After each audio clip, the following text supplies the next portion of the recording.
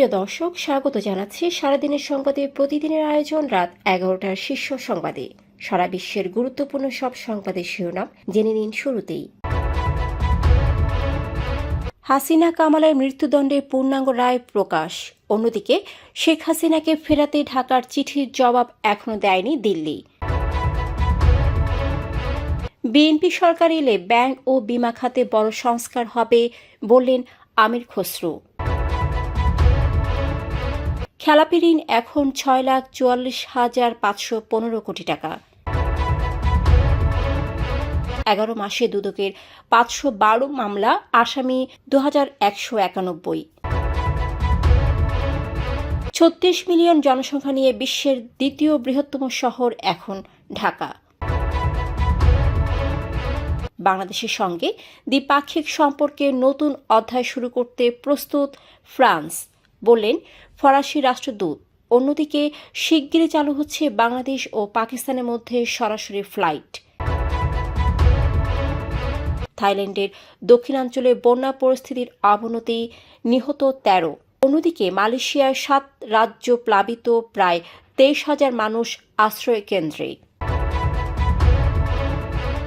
Russia Ukraine যুদ্ধের সমাপ্তির পরিকল্পনা চূড়ান্ত করতে রাশিয়ার শীর্ষ কূটনীতিক পাঠাচ্ছেন ট্রাম্প।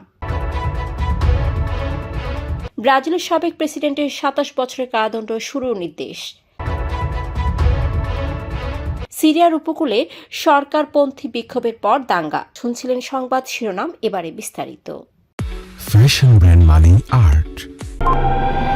জুলাই গণ অভ্যুত্থানকালীন গণহত্যা ও মানবতা বিরোধী অপরাধের মামলায় ক্ষমতাচ্যুত প্রধানমন্ত্রী শেখ হাসিনা ও সাবেক স্বরাষ্ট্রমন্ত্রী আসাদুজ্জামান খান কামাল এর মৃত্যুদণ্ডের পূর্ণাঙ্গ রায় প্রকাশ করেছে আন্তর্জাতিক অপরাধ ট্রাইব্যুনাল। বুধবার এ রায় প্রকাশ করা হয়।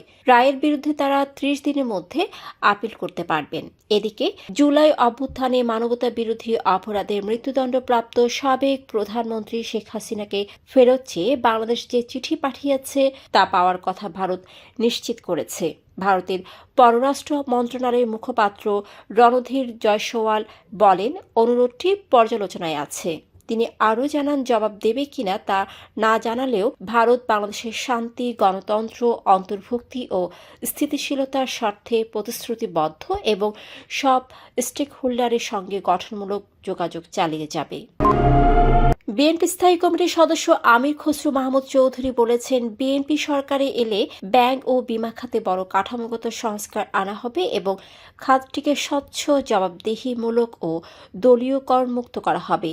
বুধবার রাজধানীর ডিপ্লোমা ইঞ্জিনিয়ারিং ইনস্টিটিউটে পপুলার লাইফ ইন্স্যুরেন্সের 25 বছর পূর্তি অনুষ্ঠানে তিনি বলেন, দেশের আর্থিক খাত সংকটে বহু ইন্স্যুরেন্স প্রতিষ্ঠান গ্রাহকদের টাকা ফেরত দিচ্ছে না। তার বক্তব্যে বলা হয়, এরকম প্রায় 20টি কোম্পানি লুটপাটের কারণে সমস্যা রয়েছে। ব্যাংকিং খাতে খেলাপি ঋণ দাঁড়িয়েছে 6,44,515 কোটি টাকা, যা মোট ঋণের 35.73%। একই সময়ে মোট ঋণ ছিল 18,03,840 কোটি টাকা। তথ্য বাংলাদেশ ব্যাংকের। এর 1 বছর 3 মাস আগে 30 জুন 2024 খেলাপি ঋণ ছিল 2,11,392 কোটি টাকা এবং মোট ঋণ 16,83,396 কোটি টাকা। 2024 সালের ডিসেম্বর থেকে চলতি অক্টোবর পর্যন্ত দুদক 512টি মামলা করেছে। 2,191 জনকে আসামি করা হয়েছে। 11,630টির অভিযোগ জমা পড়েছে, যার মধ্যে 960টি গ্রহণযোগ্য। দুদকের মাধ্যমে দেশে 3,361 কোটি ক্রোক, বিদেশে 96.5 কোটি এবং ফ্রিজ হয়েছে দেশে 22,226 কোটি, বিদেশে 328 কোটি। জাতিসংঘের সাম্প্রতিক ওয়ার্ল্ড আরবানাইজেশন প্রসপেক্টাস 2025 প্রতিবেদনে জানানো হয়েছে যে বাংলাদেশের রাজধানী ঢাকা বর্তমানে বিশ্বের দ্বিতীয় বৃহত্তম শহর, যেখানে জনসংখ্যা 36.6 মিলিয়ন। তালিকার শীর্ষে রয়েছে ইন্দোনেশিয়ার রাজধানী জাকার্তা 41.9 মিলিয়ন জনসংখ্যা নিয়ে। তৃতীয় স্থানে আছে জাপানের টোকিও 33.4 মিলিয়ন জনসংখ্যা সহ। প্রতিবেদন অনুযায়ী 2009 সালে নবম স্থানে থাকা ঢাকা ধারাবাহিক জনসংখ্যা বৃদ্ধির ফলে এখন দ্বিতীয় স্থানে উঠে এসেছে। এতে আরও পূর্বাভাস দেওয়া হয়েছে যে বর্তমান প্রবৃদ্ধি অব্যাহত থাকলে 2050 সালের মধ্যে ঢাকা হবে বিশ্বের সর্ববৃহৎ শহর। ঢাকায় নিযুক্ত ফ্রান্সের রাষ্ট্রদূত জে মার্ক সেরে শার্লে প্রধান উপদেষ্টা মোহাম্মদ ইউনূসের সঙ্গে সাক্ষাৎ করে গণতন্ত্র, উন্নয়ন ও আঞ্চলিক সহযোগিতার উপর জোর দিয়ে বাংলাদেশ ফ্রান্স দ্বিপাক্ষিক সম্পর্ক নতুন গতিতে এগিয়ে নেওয়ার আকাঙ্ক্ষা প্রকাশ করেছেন। তিনি বলেন, ঐতিহাসিক জাতীয় নির্বাচনে এই সময়ে দুই দেশের অংশীদারিত্ব আরও শক্তিশালী করার জন্য এটি গুরুত্বপূর্ণ মুহূর্ত। এদিকে বাংলাদেশের deputy high commissioner S M. Mahbubul Alam জানিয়েছেন, পাকিস্তানের সঙ্গে বাংলাদেশের সরাসরি ফ্লাইট শিগগিরই চালু হবে, যা দুই দেশের এবং ব্যবসায়িক সম্প্রদায়ের সম্পর্ক শক্তিশালী করবে। এছাড়া Hyderabad chamber of small traders and small industries সহযোগিতায় দুই দেশের আমদানিকারক ও রপ্তানিকারকদের জন্য হায়দ্রাবাদে একটি প্রদর্শনী অনুষ্ঠিত হবে। থাইল্যান্ডের দক্ষিণাঞ্চলে টানা ভারী বর্ষণের কারণে ভয়াবহ বন্যা পরিস্থিতির অবনতি ঘটেছে। দুর্যোগ ব্যবস্থাপনা মন্ত্রণালয় এখন পর্যন্ত অন্তত 13 জনের মৃত্যু নিশ্চিত করেছে। অনেক মানুষ ঘরবাড়ি, হোটেল ও দোকানে আটকা পড়েছেন এবং উদ্ধারকর্মীরা নৌকা ও সেনাবাহিনীর ট্রাক ব্যবহার করে তাদের নিরাপদ আশ্রয়ে সরিয়ে নিচ্ছেন। দেশটির 9টি প্রদেশে বন্যা দেখা দিয়েছে। রাজধানীর সঙ্গে সড়ক ও রেল যোগাযোগ বিচ্ছিন্ন হয়েছে এবং হাত ইয়াই সহ বিস্তীর্ণ এলাকা প্লাবিত হয়েছে। অন্যদিকে মালয়েশিয়ার 7টি রাজ্যে অবিরাম ভারী বর্ষণের কারণে ভয়াবহ বন্যা সৃষ্টি হয়েছে। প্রায় 14,000 মানুষ অস্থায়ী আশ্রয়কেন্দ্রে স্থানান্তরিত হয়েছে। উপপ্রধানমন্ত্রী জাহিদ হামিদের তত্ত্বাবধানে উদ্ধার কাজ চলছে এবং দেশের সব নিরাপত্তা ও জরুরি সংস্থাকে পূর্ণ প্রস্তুত মোডে রাখা হয়েছে।